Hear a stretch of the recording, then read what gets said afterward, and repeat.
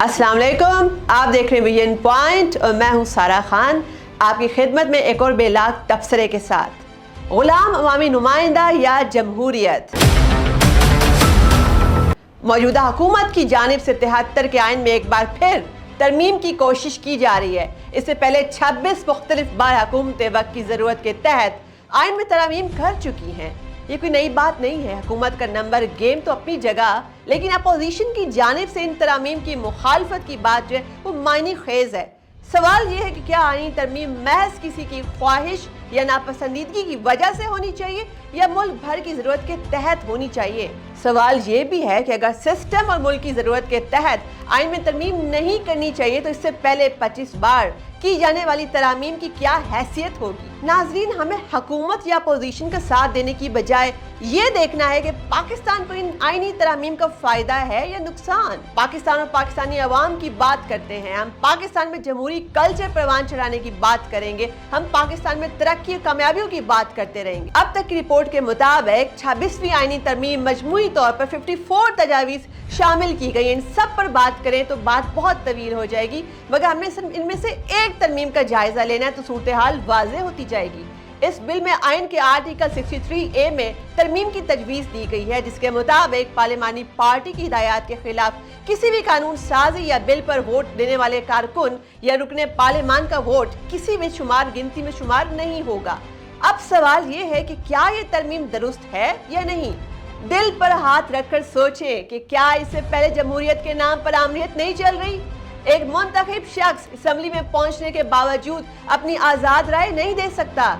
किसी बिल को दिल से बड़ा समझने के बावजूद इसकी मुखालफत क्यों नहीं कर सकता। क्या फैसले में अपना वोट अपनी मर्जी से नहीं दे सकता तो क्या ये जमहूरियत है। बदकिस्मती से पार्लियामान में अब तक भी यही चीज राइज है कि कोई भी पार्टी रुकन अपनी पार्लिमानी पार्टी के फैसले के खिलाफ कानून साजी के वक्त वोट नहीं दे सकता। वो किसी भी फैसले के हक या मुखालफत में अपने ज़मीर के मुताबिक फैसला नहीं कर सकता, बल्कि वो एक ऐसी रबर स्टैंप की तरह जिसका फैसला पार्लिमानी लीडर ने करना है। अरकान असेंबली का बुनियादी काम ही कानून साजी है। सवाल ये है कि अगर हमारे अरकान असेंबली कानून साजी के वक्त अपने ज़मीर अपने सोच के मुताबिक राय देने की भी आज़ादी नहीं रखते तो क्या फैसला 2-4 पार्लिमानी लीडर्स नहीं करना है। तो फिर कौमी खजाने पर इतना बड़ा बोझ क्यों डाला हुआ है। क्यों इतनी मराद दी जाती हैं। क्यों इजलासों के नाम पर मेरे मकरूज मेरे गरीब मुल्क के अरबों रुपए लगाए जाते हैं। क्यों मेरी और आपकी जेब पर डाका डाला जाता है। सीधी सीधी बात है, फैसला करें। इन्हें 2-4 अफराद को बिठा कर क्यों फैसला नहीं करवा लिया जाता।